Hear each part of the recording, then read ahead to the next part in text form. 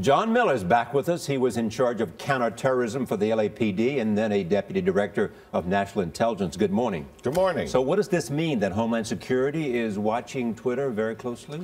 Actually, the Department of Homeland Security doesn't monitor any social media.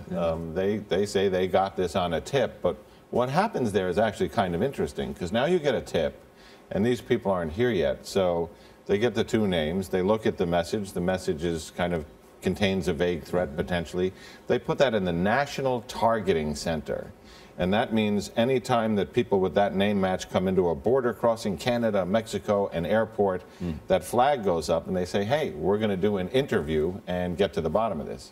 Do you give Homeland Security pretty good grades now based on how much progress they have made and in terms of the computer power they have now to cross-check?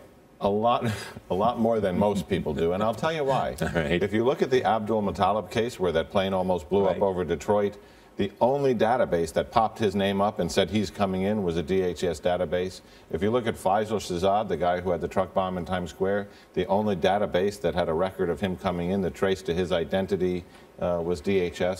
So that information management is starting to work. Okay. I have one yes or no question for you. You said they don't monitor social media. Do you think they should start? No. Okay.